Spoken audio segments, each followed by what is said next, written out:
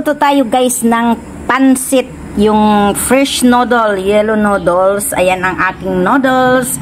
Ito lang ang aking pangsahog na gulay. At syempre, ito yung aking chicken dyan at saka chicken liver at saka yung heart. Yan. Mayroon tayong sibuyas at bawang guys. Lagyan natin ng coconut cooking oil guys. Ayan guys, nilagyan na natin ng coconut cooking oil. Lagay na natin ng bawang sibuyas.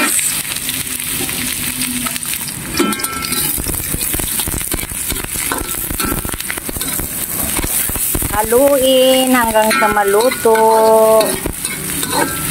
Hanggang sa lumabas yung bango. Ayan, luto na. Ilagay na natin ang ating chicken liver, chicken meat, chicken liver at chicken meat. Ayan, halo-haloin hanggang sa maluto. Masarap. Gusto ko po yung kaysa prawns ang ilagay ko. Hindi kasi ako mahilig sa hipon. Yan, nag-change na ang kulay niya guys. So, lagay na natin yung toyo. Lagay natin ng toyo.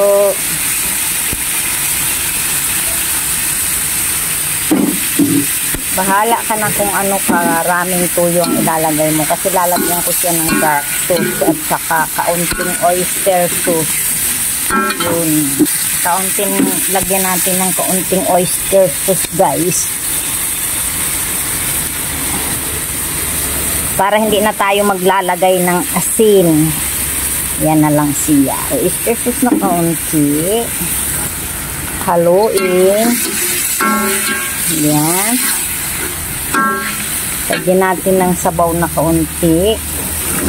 Gusto ko sa noodles ko ngayon ay yung medyo may basa-basa. Basa-basa ng kaunti. Yung parang hindi siya dry na dry. Ayan guys, hayaan natin kumulo siya guys. Tapos lalagyan natin siya ng dark sauce. Ang dark sauce kasi guys ay pampaganda ng kulay lang. Pampa-additional kulay. O, tingnan mo. Kasi nga yung tuyo natin ay maputla. So, ang dark sauce wala siyang lasa pero pampadagdag ng kulay. Naghahanap ako niyan sa Pilipinas. Wala akong makita. Kaya pag uwi ko magdadala ako niyan. Hindi nila alam yung dark sauce eh. Thick sauce or dark sauce ay wala. Nagtanong ako sa groceries, hindi nila alam.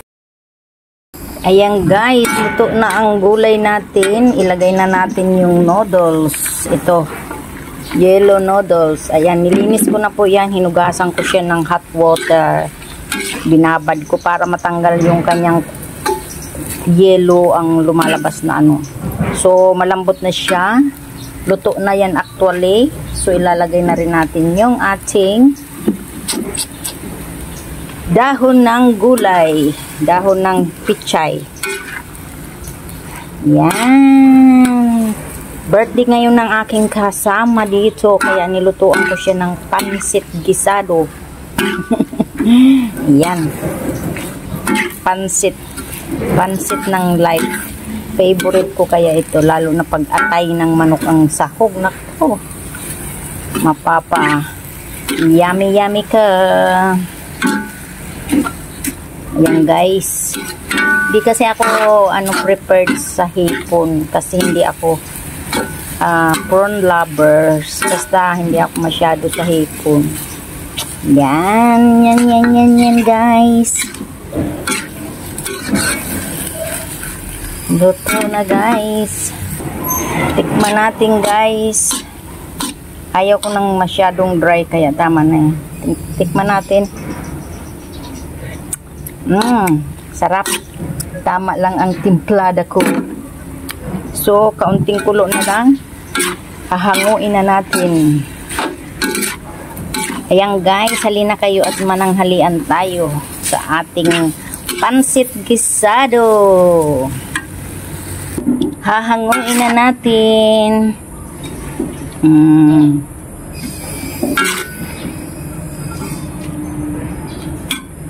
Lagay natin sa sa lalagyan para maganda. Ayan, luto na. Yummy! Halina kayo, kain tayo, mag-lunch. Thank you so much, guys. To all my subscribers and my viewers, I love you all, guys. Please subscribe my channel, Susana Bartolata Mix Vlog. Salamat pala sa lahat ng mga nag-support sa channel ko. Kasama ko kayo sa aking advokasya, isang charity. Nag-charity po ako. Baka sa December ay magpa-feeding naman ako ulit. Thank you so much, guys. Love you all. Bye!